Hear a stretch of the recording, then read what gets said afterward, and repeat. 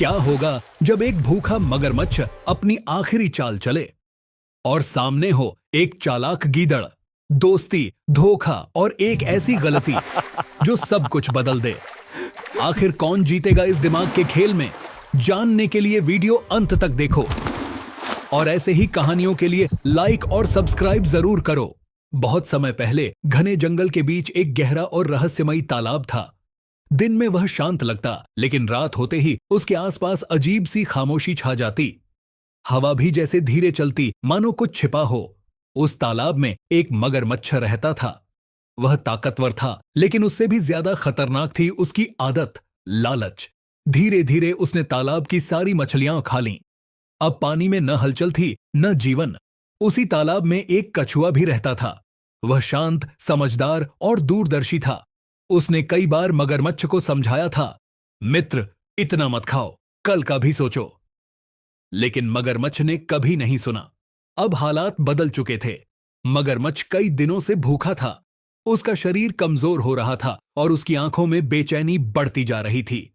वह पानी में छिपकर इंतजार करता, लेकिन शिकार अब बचा ही नहीं था। तभी उसे याद आया, एक गीदड़ रोज तालाब पर पानी पीने आता था। अगर आज वह आ जाए, मगरमच्छ ने सोचा, तो मेरी भूख मिट सकती है। लेकिन उस दिन गीदड़ नहीं आया और यही बात मगरमच्छ को और बेचैन कर गई। तभी कछुआ उसके पास आया।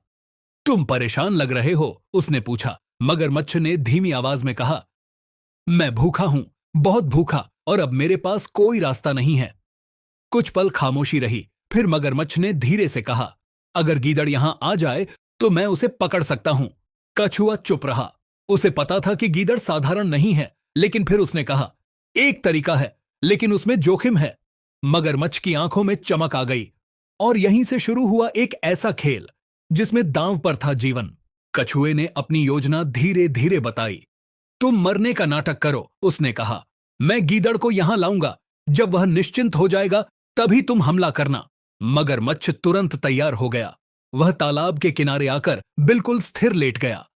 उसकी सांस धीमी थी, आंखें बंद थीं। वह सच में मृत जैसा लग रहा था। उधर कछुआ जंगल की ओर निकल पड़ा। कुछ दूर जाने पर उसे गीदड़ दिखाई दिया। वह सावधानी से चल रहा था, जैसे हमेशा चलता था।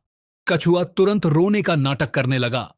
हाय मेरा मित्र, वह जोर जोर से चिल्लाया। गीदड़ रुक गया। वह धीरे धीरे पास आया। क्या हुआ? उसने पूछा। कछुए ने रोते हुए कहा, मगरमच्छ मर गया। गीदड़ चौंका, लेकिन पूरी तरह नहीं। उसने सोचा, इतना आसान नहीं हो सकता। लेकिन फिर भी उसने कछुए के साथ तालाब की ओर चलना स्वीकार किया। जैसे जैसे वे पास पहुंचे, माहौल भारी होता गया। तालाब शांत था। हवा रुक सी गई थी और वहां मगरमच्छ पड़ा था, बिल्कुल स्थिर। गीदड़ रुक गया। उसने दूर से देखा, फिर थोड़ा और पास आया।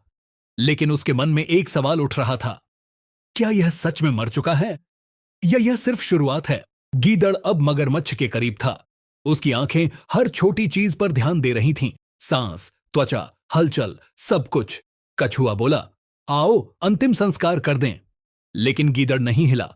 उसने धीरे से कहा, एक बात सुनी है? कछुआ चौकन्ना हो गया। क्या? उसने पूछा। गीदड़ बोला, मगरमच्छ मरने के बाद भी उसकी पूंछ थोड़ी देर हिलती रहती है। अब सब कुछ ठहर गया। कछुआ चुप, मगरमच्छ चुप। हवा भी जैसे रुक गई। मगरमच्छ के अंदर हलचल शुरू हो गई।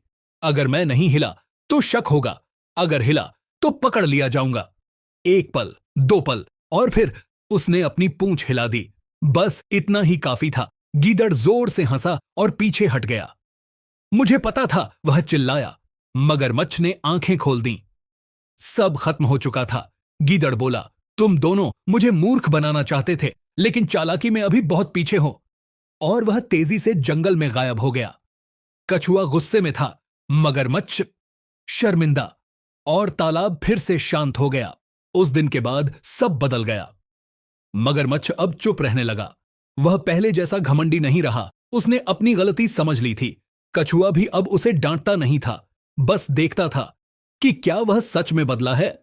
कुछ दिन बाद गीदड़ फिर आया। इस बार वह दूर से ही सब देख रहा था। मगरमच्छ शांत था, कोई चाल नहीं, कोई हरकत नहीं। गीदड़ धीरे धीरे पानी पीने लगा।